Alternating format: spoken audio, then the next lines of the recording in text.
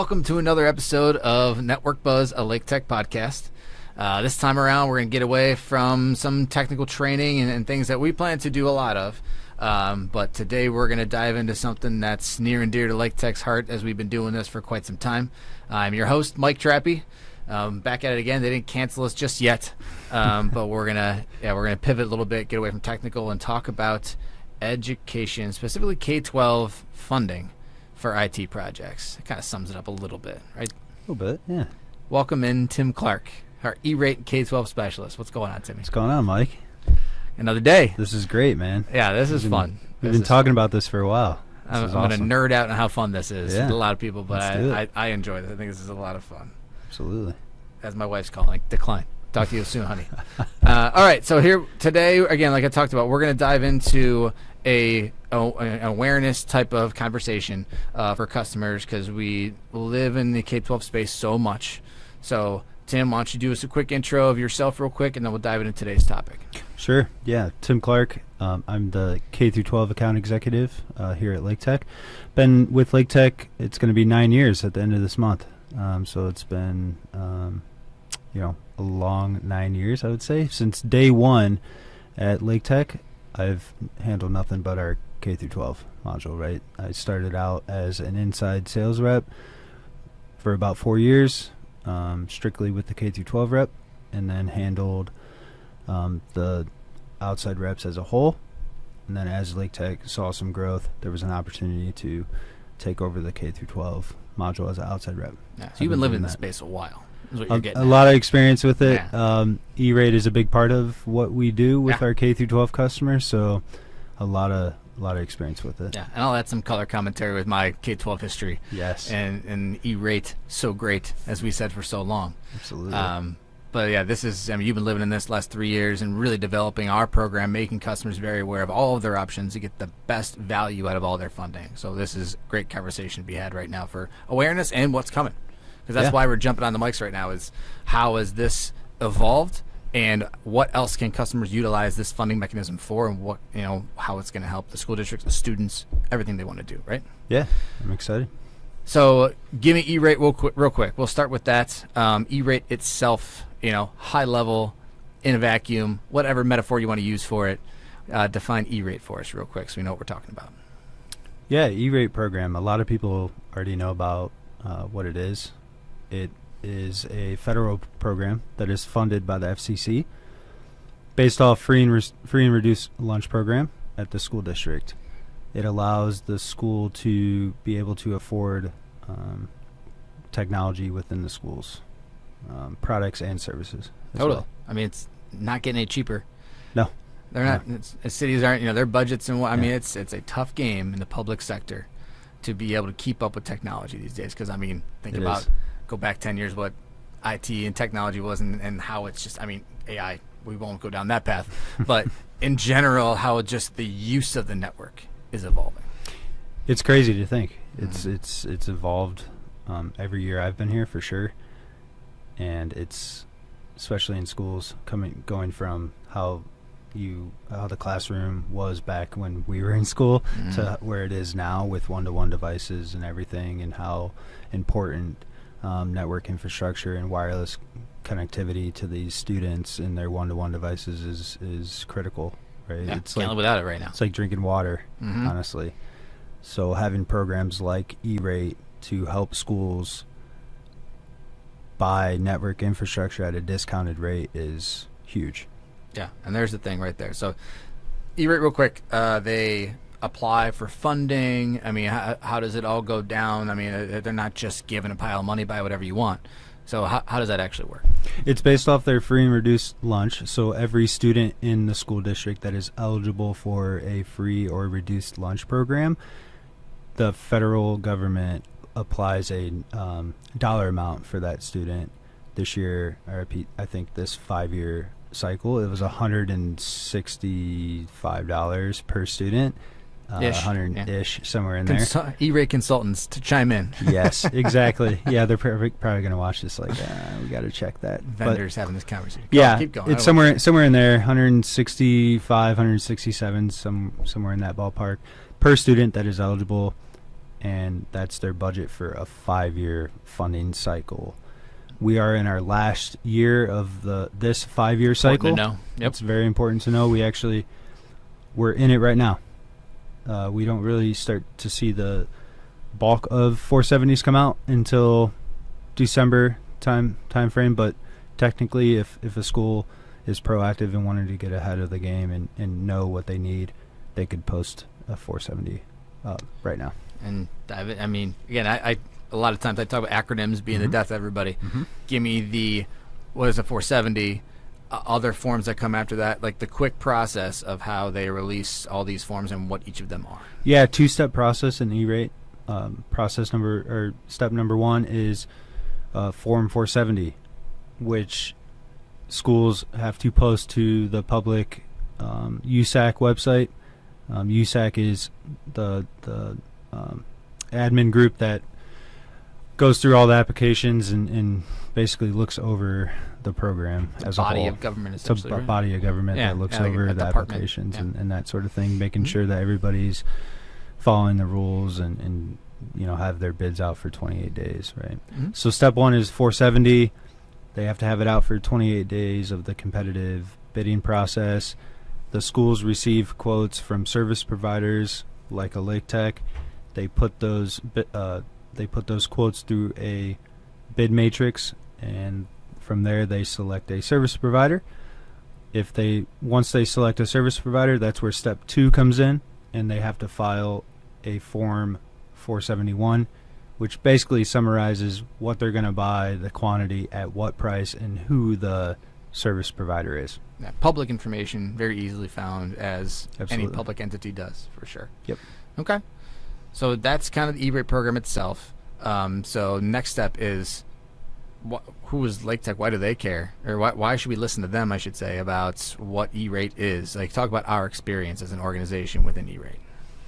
Yeah, long before I even came to Laketec, right? So 9 years in September, Laketec has dipped their toe in K-12 as technology evolved, as Laketec evolved as a company, offering voice services and taking on the network and data side of things. We started to work with more and more K-12, and we were learning more about how they fund these projects and how they come up with the money to do network refreshes every 5 years. And we heard E-rate, right? Yeah. So we, like Laketec fashion, right? We jumped in the pool and learned a bunch about it, and over the course of 9 years have a ton of experience. And that was your 9 years. I think, was it 2010 that the first one was? It was a long time ago now. I believe it was 2010. Yeah, actually. A long time. Yeah, and I mean, gotta give, while we're talking about it, and give credit. Yeah. About who the customer was, I'll let you dive in there. Yeah. It was a proud alum of Vermilion Local Schools, was the first E-rate project that Laketec performed. Yeah. Shout out to Sean. Absolutely. Yeah, been there from the beginning. All the E-rate, bumps and bruises, learning where we are now, where now you're an expert in the field, and that's why we have this conversation, right? We dive into what is the program, how do our customers use it, what's the best way to use it, but also going forward now, and that's what we can kind of touch on now, because that's why we jumped in here. So E-rate, break down E-rate for me. We talked about what it is, how to apply, but what does it cover in its current state? And so either category 1, category 2, I'm really just like dusting off that part of my brain right now, but dive into that. You lived in this world. Yep, it's not going away. Yeah. E-rate, there's 2 different categories. Category 1 is internet connectivity, broadband connectivity. Think service providers on the internet side, your Spectrums, your AT&T, that sort of thing, that are going to bring internet into the school. Category 1, its own separate budget. Category 2 is really where Laketec plays a bunch of their business in, right? Where there's subcategories in category 2. 1 is internal connections. Think projects, hardware, software, professional services, structured cabling, UPSs, everything that you might think would be in a project. Okay. The second subcategory is managed internal broadband services, where we've really seen our growth in the K through 12 market in the past 2 years. So I would say. Buy the hardware, now installation and support. You got it. Essentially, okay. There's two really in the subcategory, and with MIBS is one that you just talked about. A school district buys the equipment under internal connections, but they want somebody to help co-manage it for them. We do a ton of that today.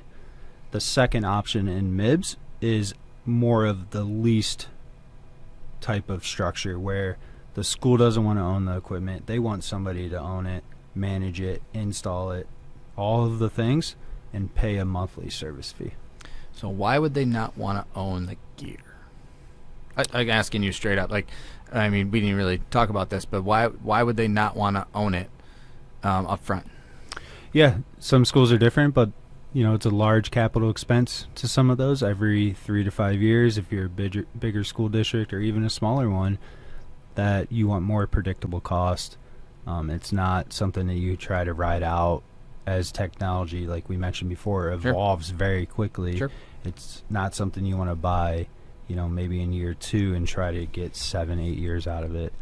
That topic has really changed. That topic of conversation has really changed, and the mindset is starting to shift into this: can we have more of a predictable cost and newer equipment every 3 to 5 years? And what does that look like? Okay. And another point is, some school districts don't have the staff. Well, that's what I was thinking. Yeah. I mean, and not only budgeting process. Right. These are not small purchases. Right. These are long, extensive budgeting practices that they go through. But as we've learned in public sector and any organization, really, the needs of the IT environment have exponentially grown. They're not decreasing. No one's like pulling a responsibility off of a network. No, let's put it on the network, put it on the wireless. How do we, get these things to the internet using AI more, cloud management, you name it. But the staffs to manage everything, usually they're not growing. Yeah. It's usually the top 2 reasons is capital purchases. They want more predictable, year over year. The invoicing part. Yeah. Invoicing part. Talk to the financing arm of everybody, and they don't want the surprise. Wait, what do you need? Yep. Where's the plan? Well, here's the plan. And then the second, just like you mentioned, is staff. A lot of these IT departments are getting everything basically shoved on them to manage this, manage that, do all of this on top of, the network infrastructure. If they could offload that and make it more simple for their staff, they're more willing to have that conversation. And you can get it covered under E-rate, which is great. There we go. E-rate is so great. E-rate's so great. Yeah, I mean, because the MIBS part, like you said, that philosophy has changed. So, yeah, that's helped out a lot of different school districts. I know that. So it's, again, good to be an expert in the room, reaching out to Tim Clark. Yeah. Awesome. Okay, so kind of established Category 1, Category 2. Our own credibility in that, doing this for a long time, and that was one school district. We're up to working with, I think it's like 60 plus school districts at this point. Yeah, active 50, 55 plus or so. There you go. See, I'm already overselling at 60. I just hear you talking on the customers that we bring in and whatnot, and you need to have that support, and you need to have that advocate as a school district, be able to reach out to someone who knows the program and can help out and guide them through this process. Because E-rate consultants do a bang-up job. We know several of them by first name. Yes. But in all reality, you got to have multiple people helping you through this kind of process and make sure you're submitting for funding. When you're on a public federal funding, you got to be doing that right. And I live in it. Every season, it's year-round, honestly. They're always talking about it, always planning. But there's that window of application and evaluation, implementation, all of that. It's nice to have a service provider that has that experience. On top of it, having an E-rate consultant, to your point, hands down is worth it. They know the program throughout, where they can help and guide the school district to filling out the application, worrying about deadlines, worrying about invoicing deadlines, how to invoice, all of that. Phenomenal. Right on. Yep. Absolutely. Okay, so we covered through all that, kind of know where we're coming from. So being out of the game for the 3 years that you've kind of been handling this, 3-4 years you've been handling this. So what has changed? I know we're jumping on here to talk about the cybersecurity pilot program. Did I get that right? You got it. I'm waiting to get it wrong. You nailed it. We're jumping on here to talk about that program. So we give a high level of that program, what it covers, and then we'll talk about the submission process here after the fact. Yeah, the cybersecurity pilot program is new to everybody. So we're still learning what's included, what products and services are included, how do we apply? Question mark is a big question mark. Right. What does that look like? If you do apply, what's the chances of you getting accepted into the program? It is a pilot program. It's not like the E-rate program where if you're eligible and your school has a discount, you can apply every year. So for the past 2 months, I've been sitting on several webinars trying to learn this so I can talk to our customers, because it is a hot topic. And what, from my understanding, it's a two-step process, very similar to E-rate. You're going to have a equivalent to a 470 that you post out, equivalent to a 471 that you select products and services and your service provider, and same process. How do you invoice, implementation, all of that. When you are accepted into the program, you don't have to file every year for the 3 years. Once you're in year 1, you're in for year 2 and 3. And those that do not get in initially, it sounds like not everybody, you're putting an application into a program. Mm-hmm. So do we know if I'm the school district that doesn't get in, do they get to reapply? Do we know any of that yet? We don't know. Okay. And that's kind of the, when I was sitting on these webinars, there's all these questions of if I am accepted in year 1, do I have to apply every year? That has already been answered. Once you're accepted, you don't have to apply. You're in it for 3 years. It's a pilot program. They're trying to test out what these schools truly need on the cybersecurity. Okay. So if you're not accepted, I think you just go normal course of business. You keep buying it out of pocket. Unfortunately, yeah. See, they can put that off and waiting for that. Exactly. Okay. Again, trial and error at this point. Get those applications in. That's the biggest thing right now, and we'll get to that here in a minute. Yep. So with that, and obviously it's still in flux, but what do you know right now about what is covered under that cybersecurity pilot program? I have a cheat sheet here. Yeah, right? there we go. There we go. Because there's a lot, and Yeah. it's kind of vague, and they just throw out definitions. So Okay. similar to the E-rate program, subcategories. There's 4 subcategories. Please read every single line. I'm not going to read every single line. I'll sum it up here, but. Okay. Subcategory number 1, advanced firewalls. So in the E-rate program, you can get a basic next generation firewall. Okay. In this program, you can get advanced subscriptions, firewall as a service if you want to go that route. Again, predictable costs and that sort of thing. Network segmentation, VPN is covered under that as well. Subcategory number 2, endpoint protection. Okay. Pretty self-explanatory. Right? Yep.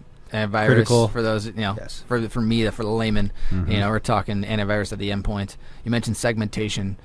There's a lot of ways to define a lot of these things. I know they're kind of broad. It'll be interesting how that evolves as to what they break down is eligible or not eligible, at least from our experience, thinking about all the network management tools that were or were not eligible that you got to learn about to get through, get in the weeds there. Exactly.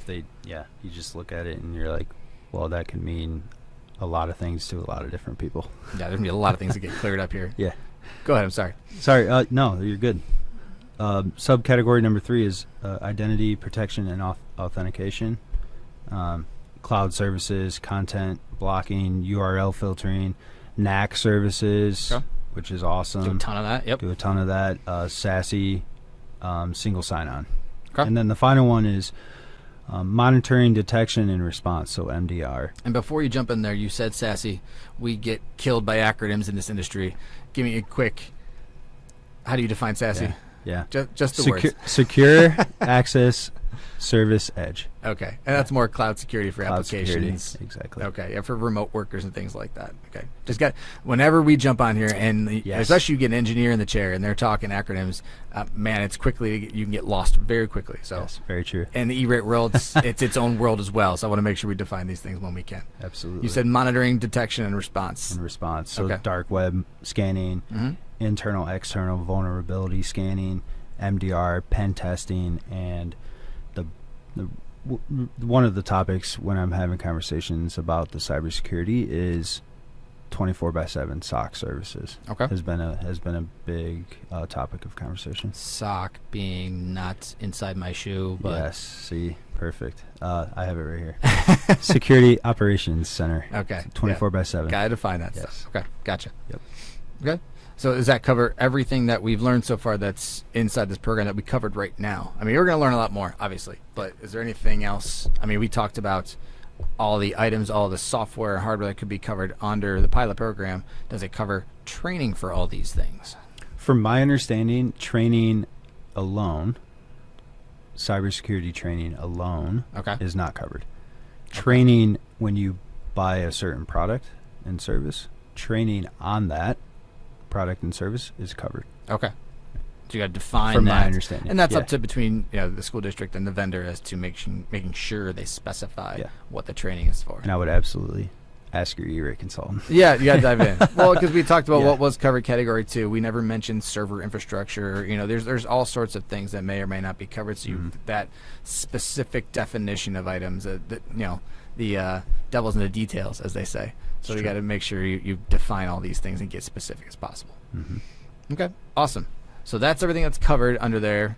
So now, like we mentioned, how do you apply? What deadlines we talking about? Like, dive into that real quick, because obviously you got to get your feet wet here and make sure you can actually get qualified for funding. Yeah, like I mentioned before, there's a 2-step process.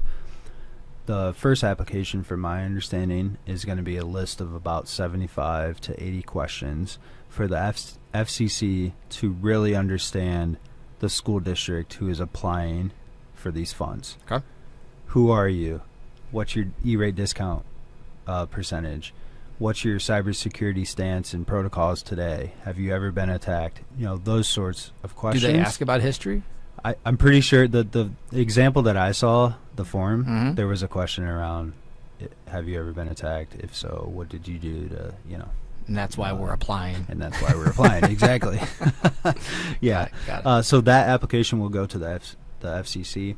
From there, the FCC will review all of those applications and select the school district based off need, which is on these webinars discount rate for their E-rate. So they're going to start at the highest discount rate and go down based off need. If you're selected, then you post for products and services and quotes from service providers. I was going to say it.